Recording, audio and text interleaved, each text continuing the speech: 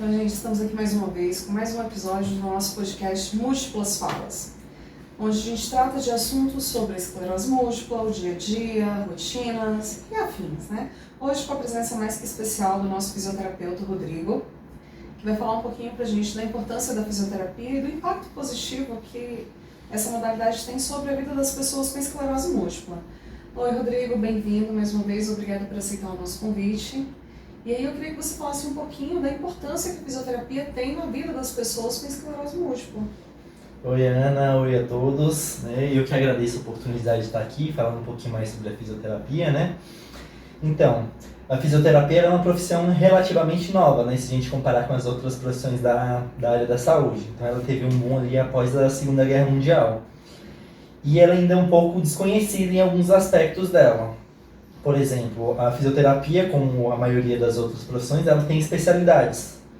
Então, a gente tem especialidades para cada área. A gente tem a traumato-ortopédica, a gente tem a neonatal, a gente tem a fisioterapia do trabalho e a gente tem a neurofuncional, né? Também tem a parte urogineco. Então, na esclerose múltipla, eu acho que os dois que englobam melhor, né, essa condição são a parte da urogineco, que vai tratar mais as questões de incontinências, né, fecal e urinária, e a parte sexual, né, que é um tabu, que eu acho que a gente já abordou aqui em outros momentos, e a fisioterapia neurofuncional, que para a reabilitação da pessoa com esclerose múltipla, eu acho que ela é mais impactante, né, no dia a dia, na funcionalidade da pessoa. Então, isso é muito importante, né, quando a pessoa vai buscar um atendimento, que ela procure um profissional capacitado, né? Então a gente ainda tem um vão muito grande mesmo dentro da profissão, que a gente tem muito profissional que ele é especializado, mas ele não é especialista. Então, para ser especialista, ele tem que passar por todo um processo, né, do COFITO, que é o Conselho Federal, que quem normatiza a especialização, ou a pessoa tem que se submeter a todo um processo, né? Então ela passa por uma prova de conhecimentos, passa por uma prova de títulos, né, para comprovar a experiência, comprovar cursos na área, para aí sim ter o título de especialista. Então, o importante é que a pessoa busque um profissional que tenha realmente vivência, né? Mesmo às vezes não sendo um especialista, mas que seja um profissional especializado, apto a trabalhar com esse tipo de patologia, né? Porque tem uma visão mais global, assim, mais aprofundada sobre a patologia, sabe o curso da doença, sabe como abordar esse curso e como reabilitar melhor, né, de uma maneira mais adequada, proporcionando uma melhor qualidade de vida para essas pessoas. Perfeito. E assim, Rodrigo, as pessoas ainda confundem muito, por exemplo, que se eu faço fisioterapia eu não preciso de atividade física. Na verdade, não é bem assim que funciona, né? Você pode explicar um pouquinho dessas diferenças e o porquê que ambas são importantes? Com certeza. Então, nem todo paciente precisa da fisioterapia, né? Assim, se a gente pega mais, assim, uma questão mais... A gente tem uma questão social, né, e cultural muito forte. Então, assim, a fisioterapia ela não é só para aquele momento que o paciente está com uma sequela muito grande, quando ele está assim, debilitado, quando ele está sem uma determinada função. Então, a fisioterapia ela tem um papel muito importante também na questão da prevenção e promoção de saúde. Então, assim, boa parte da população brasileira em geral, não falo só das pessoas com esclerose múltipla, precisaria em algum momento fazer uma fisioterapia para fazer um reequilíbrio muscular, para fazer uma adaptação de algum movimento específico, principalmente da marcha, né, que a gente vê muito, para evitar futuros problemas, às vezes um problema de joelho, problema de coluna. Isso acontece muito com paciente com esclerose múltipla, né, porque então, um padrão errado de pisada vai gerar uma consequência no tornozelo, ou no joelho, ou no quadril, ou na coluna, ou em ambos. Então, uma avaliação precoce, né? Uma intervenção precoce ali naquele padrão de pisada, ela pode prevenir assim, uma evolução para um quadro de lombalgia grave, pode até evoluir para uma questão cirúrgica, né? Então, uma limitação de marcha muito grande, né? Um uso precoce de um dispositivo auxiliar de marcha, né? E a fisioterapia ela também entra muito na questão de preparar a pessoa para uma atividade. Então, eu acho que todo fisioterapeuta que trabalha com um paciente neurológico, né, a gente tem muito essa visão, meu Deus, eu tenho que fazer fisioterapia para o resto da minha vida. E não necessariamente, né, em alguns casos sim, né, a pessoa tem essa necessidade de manter o acompanhamento, Em outros casos, não. A gente faz uma alta assistida, né? Então, a gente continua fazendo um acompanhamento, né? Uma avaliação periódica, né? Para ver questão de evolução, para ver uma questão de adaptação, né? De alguma atividade específica, mas encaminha para uma atividade. Uma atividade física que, assim, eu acho que é o mundo ideal, né? A gente reabilitar e, concomitantemente, né? Encaminhar para uma atividade física para que a pessoa se desenvolva mais. Então, é muito mais prazeroso a pessoa fazer uma prática de atividade grupal do que estar ali fazendo uma fisioterapia, né? Por mais que a gente inove, né, e a fisioterapia neurofuncional ela é pioneira nisso, né? Então, trazer recursos que motivam o paciente, por exemplo, uma realidade virtual, uma atividade orientada à tarefa. Mas se a gente traga esses recursos para motivar o paciente, é diferente dele estar ali numa partida de vôlei, numa partida de futebol, numa natação, numa hidroginástica coletiva. Então, assim, tem um impacto muito diferente, né? Principalmente na parte cognitiva e emocional do paciente. Bacana. E assim, Rodrigo, hoje a gente ainda vê um certo receio das pessoas estarem procurando a fisioterapia. Porque a gente sabe que em muito lugar é aquela fisioterapia água com açúcar, trata um paciente neurológico como se fosse um paciente que só tem um problema de coluna, querem fazer ali, né, todo mundo no mesmo molde. Não, vamos fazer 20 sessões de pilates, 20 sessões disso, 20 sessões disso, mas é o mesmo exercício para quem tem hérnia de disco e para quem tem esclerose múltipla, por exemplo. Então, na esclerose, os pacientes acabam desanimando porque não vê resultado. Hoje, você como profissional, você realmente acredita que é importante o profissional ter esse olhar diferenciado? Com certeza, Ana. Então, isso passa muito pela questão da avaliação. Então, a pessoa só trata aquilo que ela sabe avaliar. Então, se eu não sei fazer uma avaliação minuciosa, específica para cada caso, eu não sei o que fazer. Se eu não sei o que fazer, eu vou fazer um protocolo. Então, eu vou pegar ali, a pessoa está... E muitas vezes esses protocolos são sintomáticos. Então, o que acontece? A pessoa chega ali me queixando de uma dor lombar. Então, vai fazer alguma coisa voltada para a coluna lombar. Porém, no caso, né, pode ser que essa dor lombar seja em consequência de um padrão errado de pisada. Então, a pessoa vai estar ali tratando a coluna e a pessoa vai continuar sobrecarregando a coluna lombar, né, na maior parte do tempo, porque ela vai fazer ali no máximo 2, 3 horas de fisioterapia na semana, se fizer 2 ou 3 vezes, né? E vai continuar sobrecarregando todos os dias a coluna devido ao padrão errado de pisada. Então, enquanto não corrigir esse padrão de pisada, não tem como eu melhorar essa lombar dele. Então, e se isso não é avaliado, né? Então, se a gente entra tratando a dor lombar, em vez da causa do problema, que é o padrão errado de pisada, isso vai persistir, e mesmo que ele tenha uma melhora momentânea ali, até um pouco depois da fisioterapia, vai voltar. Aí fica aquela sensação, nossa, eu já fiz aqui 100, 200 sessões, como a gente já viu pessoas, né? De fisioterapia e não resolve nada. Então, para que eu vou continuar fazendo? Né? Isso entra muito naquela questão do profissional especializado. Então, o profissional que ele é especializado, ele tem uma gama de avaliações, né? Um olhar clínico muito específico para cada patologia, né? Que ele tem especialidade. Então, ele vai saber e falar, não, primeiro vamos analisar o que está acontecendo com essa coluna desse paciente. Não, o problema não é aqui, que é o sintoma, né, o que ela está me referindo. Então vai fazer uma avaliação detalhada e vai achar a raiz do problema. Achando a raiz do problema, ela vai tratar a raiz do problema e o sintoma. Então quando a pessoa melhorar da lombar, ela já não vai estar mais com um padrão errado de pisada e vai parar de sobrecarregar essa coluna lombar dela. E aí ela tem uma melhora real do problema dela, né? Perfeito. E assim, Rodrigo, hoje a gente sabe que as coisas estão melhorando. Até pouco tempo atrás não se ouvia falar muito de esclerose múltipla, né? Não vou muito longe, 10 anos atrás no máximo. Hoje a gente já tem uma gama de informações maiores, algumas benéficas, outras nem tanto, né, por estarem erradas. Mas a gente sabe que a educação, principalmente a educação superior hoje, tem buscado trabalhar turmas, né? E aí estou falando no caso específico da fisioterapia, para esse atendimento neurofuncional, né, neurológico. Hoje, nesse campo de pesquisas, você acha que existem estudos ou que possam vir a existir estudos mais específicos para essa área da esclerose múltipla? Sim, com certeza, né? Então, essa questão da informação, ela é meio polêmica, né? Então, assim como o fácil acesso, ele facilita para o profissional buscar conhecimento, ter acesso a certos conhecimentos, né? Que ele não teria, ou teria um custo muito mais elevado para ele conseguir esse conhecimento, demoraria muito mais tempo, assim como facilita, também prejudica, porque uma informação incorreta, né? Ela acaba se propagando, né? E se propaga muito. Então, assim, o importante, né, é a pessoa saber avaliar, né, de onde está vindo aquela informação e se ela é uma informação de qualidade. Então, mesmo nos estudos científicos que a gente tem, né, como referência, eles têm qualidades diferentes. Então, a gente tem meta-análises, que são assim, o top da literatura, né, científica, que é um compilado de artigos, né, sobre o mesmo tema. E a gente tem estudos de casos, que são os estudos mais simples, né? Por exemplo, um relato de caso que é de um paciente só.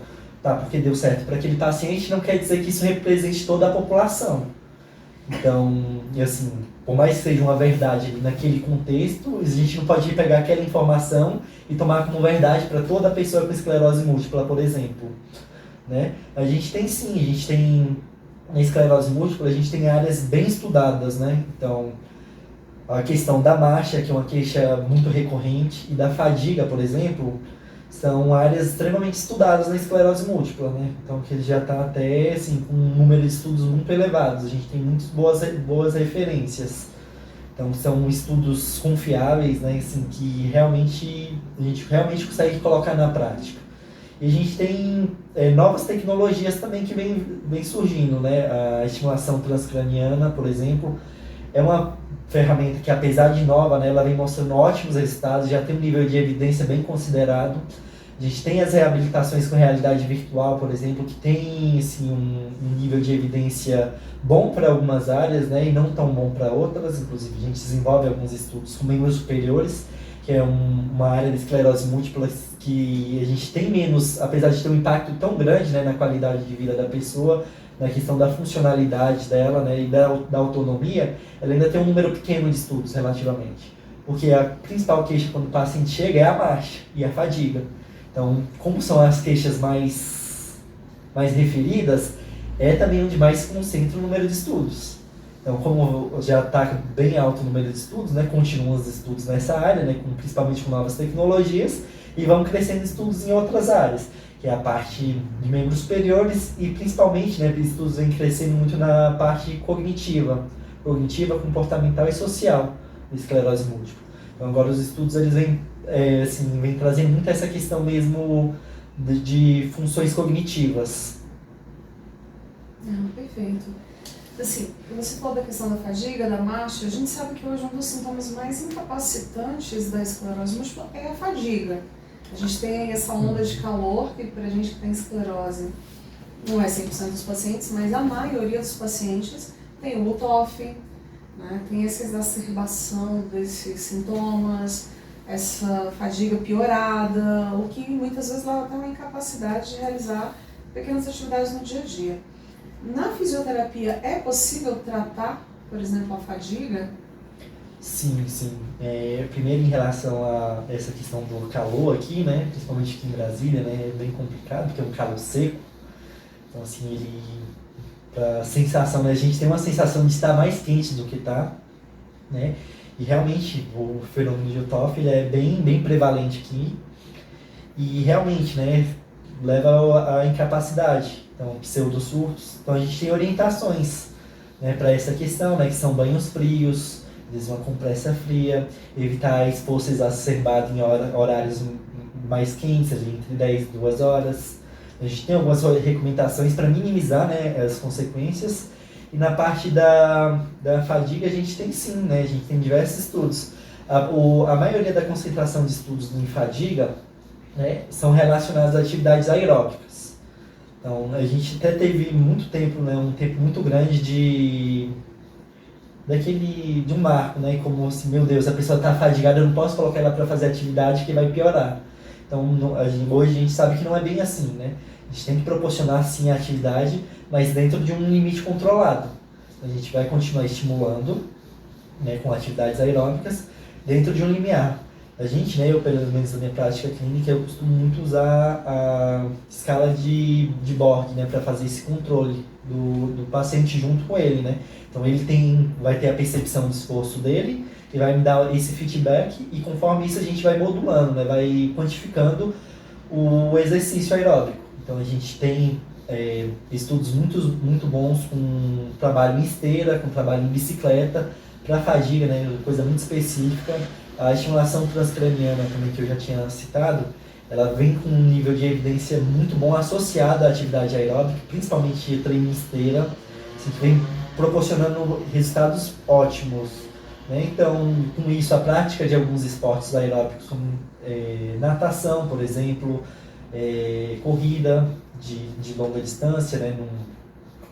Sempre respeitando o limite do paciente, práticas coletivas como o futebol, o handball, eles têm um nível de evidência muito bom para a fadiga.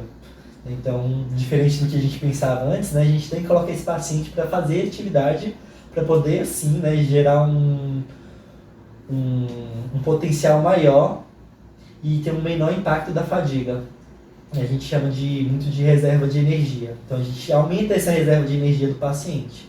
Então, se ele tinha uma capacidade X antes de começar um treinamento, depois, no final de um protocolo específico de treino aeróbico, ele está com um limiar de 2x, que ele aguenta o dobro do que ele aguentava, né, antes de fadigar.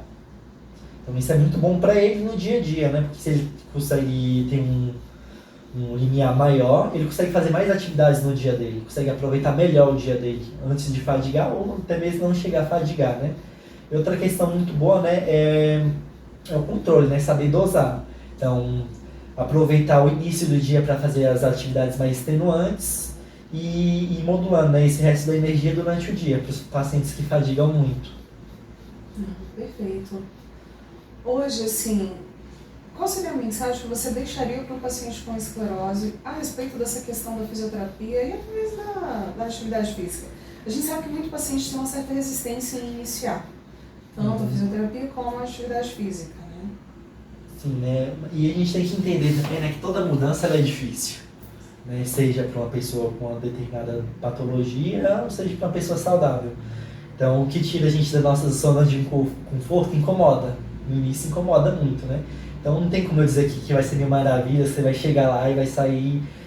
Assim, o início do processo ele é difícil, né? Então, é resistir, né? Iniciar e resistir. Buscar apoio, né? Na família, nos amigos, né? Tá todo mundo aí para ajudar, os profissionais da saúde, né? Então, você vai para uma academia, vão ter os professores lá para te orientar. Você vai para um esporte específico, com certeza vai ter uma pessoa responsável lá para poder te orientar. Os colegas, né? Sempre estimulando, vamos junto, né? Chamar a família para interagir junto e iniciar, né? O mais importante é você começar e não desistir. Mesmo que você comece com uma caminhadinha de 5 minutos, é alguma coisa. Então você passa um mês caminhando 5 minutos, aí começa a progredir um pouquinho. Então estou fazendo 5, tá tranquilo? Vou para 7. Não consigo meia hora. Tá bom, mas não consigo 7, vou tentar 8. E aí vai progredindo de pouquinho.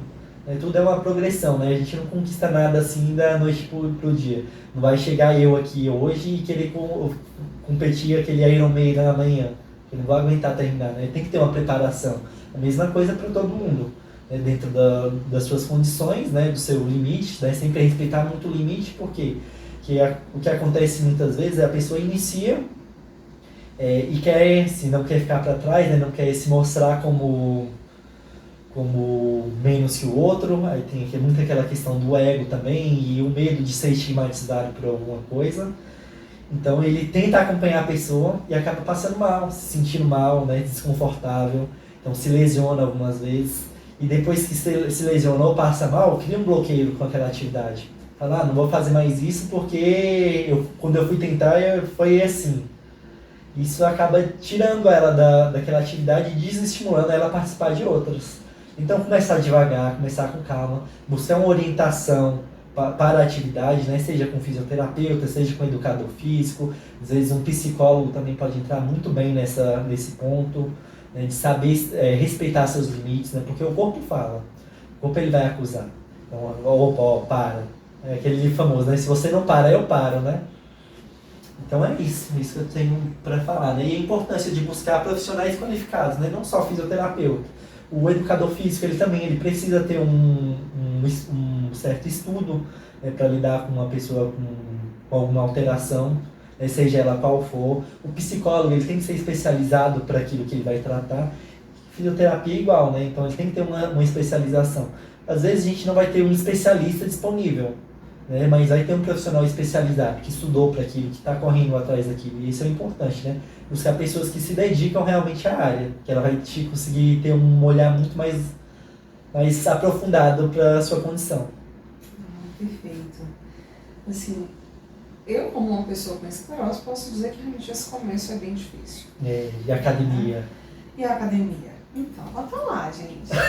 Mas acho que o mais importante, assim, eu tentei fazer musculação, eu não gosto. Eu sei que é importante, eu sei que ela vai me ajudar muito, mas não é um ambiente que eu me sinto à vontade. Né? Então, eu acho que isso também é importante, o paciente buscar uma atividade onde ele goste de fazer aquilo ali. Esses dias eu estava vendo algumas imagens da galera lá no grupo fazendo pilates, por exemplo. Que é um exercício que vai mexer com toda a musculatura, que mexe com a questão da força, né? Mas que acaba se tornando mais leve, e os estúdios normalmente atendem no máximo 2, 3 pessoas ali. Então acaba se tornando uma coisa mais individualizada. Você falou dessa questão dos exercícios em grupo, eu super apoio, principalmente esses exercícios estilo natação, aquele outro que a gente faz em água, que a gente brinca que é de velhinho. Hidroginástica? Gente, fui fazer uma aula de hidroginástica com os velhinhos e eu descobri que a velhinha sou eu. Mas foi extremamente divertido, eu saí de lá muito melhor do que quando eu cheguei, porque o meu cognitivo estava melhor do que quando eu cheguei lá. Mas assim, hoje eu como paciente digo isso para o paciente: procure uma atividade que te faça bem. E se está precisando de fisioterapia, procure a associação. A associação tem várias parcerias e você chegou a gente através de uma dessas parcerias, que é a parceria com a UNB. Né? E aí eu queria que você falasse um pouquinho exatamente disso, dessa parceria que a gente tem, a Associação UNB, e da importância que isso tem para o paciente. E aí eu digo isso porque nós precisamos de profissionais capacitados. E como é que os profissionais vão se capacitar? Tendo acesso ao paciente. Então é uma via de mão dupla. Exato. O paciente ganha, o estudante, no caso, também vai ganhar o conhecimento. E no futuro não muito distante, nós vamos ter profissionais gabaritados e capacitados nas redes, atendendo todo mundo. Né? Exato. Então, isso é um ponto bem importante, né, que você falou. Então, lá na UNB a gente tem alguns núcleos de estágio, né? A gente tem esse que é o projeto Independentes, do professor Felipe, né? Professor Felipe Mendes, que ele é voltado para pessoas com doença de Parkinson e pessoas com esclerose múltipla. Então, a gente tem realmente os alunos de graduação da fisioterapia que prestam esse atendimento, né? Só que é um atendimento supervisionado. Então, a gente tem profissionais especializados, especialistas, que fazem essa supervisão junto com o professor. Então, o aluno não está ali simplesmente jogado fazendo um atendimento qualquer, né? É um atendimento realmente bem voltado para a patologia. Então, a gente tem diversas aulas teóricas e práticas voltados para isso, né? E os meninos colocam em prática justamente para moldar esse conhecimento, né? Porque não adianta a gente dar uma parte teórica e eles não vivenciarem isso na prática, né? Não saberem aplicar isso na prática. Então, a intenção do projeto é justamente esse, né? Capacitar os meninos que estão formando agora, né? E estimular essa vontade, né? Porque não necessariamente todo mundo que está lá vai querer seguir na parte da neuro, ou, né? E ele teria que buscar novos conhecimentos para continuar se especializando, né? Isso é um ponto de partida, né? É um divisor de águas ali. Então, é um ponto para estimular, assim, para realmente ele ver, é isso que eu quero para minha carreira? Se sim, ótimo. Então, dali ele já sai, assim, com uma boa carga de conhecimento, com uma boa carga, assim, de experiência, né? Mais do que muito profissional já formado, né? Porque você tem ali acesso com diversos pacientes de patologias específicas, né? Com profissionais excelentes, né? Como o professor Felipe orientando. Então, os meninos saem com uma bagagem ótima, né? E aí é só dar continuidade. E é importante o paciente estar lá, porque sem o paciente lá, a gente não tem como dar essa prática. Não tem como a gente fazer só estudo de caso, né? Um caso X, assim, com o que você faria? É muito diferente essa vivência na prática. Então, assim, quem vai, né, adora, porque é super gostoso, né? Os meninos são super interessados, são extremamente esforçados, né? E tá sempre o supervisor ali do lado, né, orientando. E também a gente tem os projetos de extensão dos alunos do mestrado, né, os projetos de mestrado, que aí, né, a importância do paciente participar justamente para ajudar a gente a validar algumas tecnologias novas, sejam elas uma avaliação, um método novo que apareceu, né, porque a gente tem muita coisa assim, que já são validadas para outro tratamento de outras patologias, que não são validadas para esclerose múltipla, por exemplo, que são da realidade virtual em membros superiores para pessoas com esclerose múltipla, que é o que a gente estava trabalhando até pouco tempo aqui. Então, a gente precisa realmente mostrar que funciona em estudo para isso ser implementado na prática. Não tem como a gente implementar uma tecnologia nova, seja uma ferramenta de avaliação ou de tratamento, que não foi validada, né? Que não foi comprovada a eficácia dela. Então, isso não ficaria muito no achismo. Então, primeiro, a gente tem esse processo de validar a ferramenta, provar que ela funciona para depois ela ser implementada. Então, por isso que é importante participar desses projetos, né? Que ajuda a gente a trazer mais rápido essas ferramentas para a prática clínica. Perfeito, Rodrigo. Mais uma vez agradeço a sua presença, que com certeza vai estar aqui mais vezes, porque a gente não dá trabalho só uma vez. E é isso, gente. Se vocês tiverem alguma dúvida, alguma coisa mais que vocês acham que a gente possa falar sobre a fisioterapia, mas não ficou muito claro hoje, manda para a nossa equipe que a gente grava um outro vídeo, um outro momento para retirar essas dúvidas. Obrigada a todos e até o nosso próximo.